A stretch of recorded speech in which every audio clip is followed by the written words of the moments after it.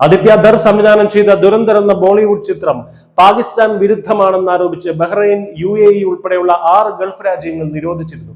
എന്നാൽ ഈ നിരോധനത്തിന് പിന്നിൽ സിനിമയുടെ രാഷ്ട്രീയം മാത്രമല്ല, ഞെട്ടിക്കുന്ന മറ്റൊരു യാഥാർത്ഥ്യം കൂടിയുണ്ട്. ബോളിവുഡ് വെള്ളിത്തിരയിൽ വന്നത് വെറുമൊരു കഥയല്ല, മറിച്ച് പാകിസ്ഥാൻ ചാര സംഘടനയായ ISIയുടെ പിന്തുണയോടെ ഇന്ത്യയുടെ സാമ്പത്തിക അടിത്തറ തകർക്കാൻ ശ്രമിച്ച യഥാർത്ഥ ഖനാനി സഹോദരങ്ങളുടെ ചരിത്രമാണ്.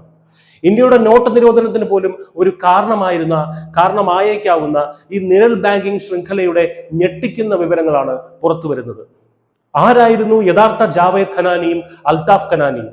ദുബായിയുടെ മിന്നുന്ന ആകാശരേഖയ്ക്ക് കീഴെ പാകിസ്ഥാൻ ആസ്ഥാനമാക്കി ഭൂഖണ്ഡങ്ങളിലൂടെ അനധികൃത ഫണ്ടുകൾ നിശബ്ദമാക്കി നീക്കിയ ഒരു ഷാഡോ ബാങ്കിംഗ് സാമ്രാജ്യത്തിന്റെ അധിപന്മാരായിരുന്നു ഇവർ നടത്തിയിരുന്ന ഖനാനി ആൻഡ് കാലിയ ഇന്റർനാഷണൽ അഥവാ KKI പാകിസ്ഥാനിലെ ഏറ്റവും വലിയ അതിർത്തി കടന്നുള്ള പണമിടപാട് ശൃംഖലയായി വളർന്നു. US ട്രഷറി ഇതിനെ ഒരു പ്രധാന അന്തർദേശീയ ക്രിമിനൽ സംഘടന എന്ന് പ്രഖ്യാപിച്ചത് അതിന്റെ വ്യാപ്തി എത്രത്തോളമാണെന്ന് വ്യക്തമാക്കുന്നു. കറാച്ചിയിൽ നിന്ന് ദുബായ്, ടൊറന്റോ, കിഴക്കൻ ആഫ്രിക്ക എന്നിവിടങ്ങളിലേക്ക് കള്ളപ്പണം ഒഴുകിയത് ഈ ശൃംഖല വഴിയാണ്. ഈ പണം എത്തിച്ചേർന്നത് ISIയുടെ നിരീക്ഷണത്തിലുള്ള ഭീകര ഗ്രൂപ്പുകളിലേക്കായിരുന്നു. ലഷ്കർ-ഇ തൊയ്ബ, ജെയ്ഷെ മുഹമ്മദ്, ഡി കമ്പനി പോലുള്ള സംഘടനകൾക്ക് സാമ്പത്തിക സഹായം നൽകിയ ഒരു സാമ്പത്തിക സ്വിച്ച് ബോർഡ് തന്നെയായിരുന്നു KKI. ഈ ശൃംഖലയാണ് വ്യാജ ഇന്ത്യൻ കറൻസി നോട്ടുകൾ അച്ചടിക്കാനും രാജ്യത്തുടനീളം ഒഴുക്കിവിടാനും പാകിസ്ഥാൻ ഉപയോഗിച്ചത്. ഖനാനി സഹോദരന്മാർ ബോളിവുഡ് സിനിമകളിൽ കാണുന്നത് പോലുള്ള വെറും കോമഡി വില്ലന്മാരായിരുന്നില്ല. അവർ നിഴലിൽ നിന്നുകൊണ്ട് രാജ്യങ്ങളെ തകർക്കുന്ന സാമ്പത്തിക ആസൂത്രകരായിരുന്നു.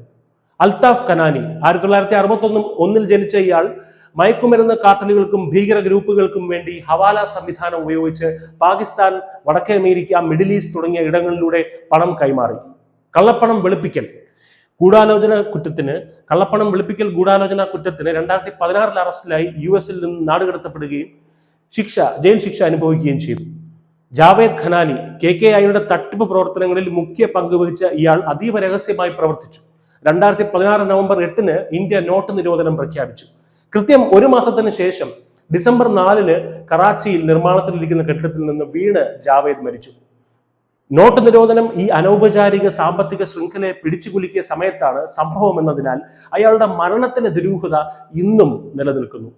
ഖനാനി ശൃംഖലയുടെ വ്യാജ ഇന്ത്യൻ കറൻസി നോട്ടുകളുടെ പ്രചാരം ഇന്ത്യയുടെ സമ്പദ് വ്യവസ്ഥയ്ക്ക് കടുത്ത വെല്ലുവിളിയായിരുന്നു.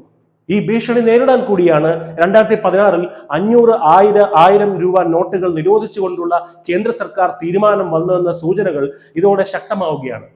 ദുരന്തർ എന്ന സിനിമ വെള്ളിത്തിരയിൽ എത്തിച്ചത് ഈ യഥാർത്ഥ കഥയാണ്. സിനിമയിൽ അങ്കിത് സാഗർ ജാവേദ് ഖനാനിയായും മുഷ്താഖ് നായിക് അൽതാഫ് ഖനാനിയായും വേഷപ്പെടുന്നത് യഥാർത്ഥ സഹോദരങ്ങളുടെ ജീവിതത്തെയും പ്രവർത്തനങ്ങളെയും അടിസ്ഥാനമാക്കിയാണ്. ഇവിടെയാണ് സിനിമ നിരോധിക്കപ്പെട്ടതിലെ രാഷ്ട്രീയം ശ്രദ്ധേയമാകുന്നത്. പാകിസ്ഥാന്റെ പങ്ക് വളരെ വ്യക്തമായി ഈ സിനിമ വരച്ചു കാട്ടുന്നുണ്ട്.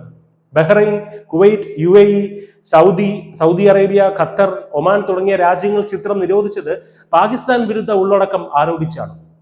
ഇന്ത്യയുടെ സാമ്പത്തിക സുരക്ഷയെ തകർക്കാൻ ശ്രമിച്ച ഒരു രാജ്യാന്തര ക്രിമിനൽ ശൃംഖലയുടെ യഥാർത്ഥ വിവരങ്ങൾ ഒരു സിനിമയിലൂടെ പുറത്തു വരുന്നത് ഈ രാജ്യങ്ങൾ ഇതിനെ എങ്ങനെ കാണുന്നു എന്നതിൻ്റെ കൂടെ സൂചനയായിട്ട് നമ്മൾ ഇതിനെ കാണണം. ഇന്ത്യയുടെ പണ അട്ടമറി രഹസ്യമായും തന്ത്രപരമായും ലാഭകരമായും സംഘടിപ്പിക്കപ്പെട്ട ഒരു കാലഘട്ടം ഈ ഖനാനി സഹോദരന്മാരിലൂടെ നമുക്ക് മുന്നിൽ തുറന്നു കാട്ടപ്പെട്ടു. ഇതാണ് അവരെ ചൊടിപ്പിച്ചിരിക്കുന്നത്. ദുരന്തർ വെളിപ്പെടുത്തിയത് കഥയല്ല, മറിച്ച് ഇന്ത്യയുടെ സുരക്ഷയ്ക്ക് വേണ്ടി പോരാടുന്ന ഇന്ത്യൻ സുരക്ഷാ ഏജൻസികൾ വർഷങ്ങളായി നേരിട്ട കടുത്ത ഭീഷണിയുടെ യഥാർത്ഥ ചരിത്രമാണ്. News desk, news India Malayalam.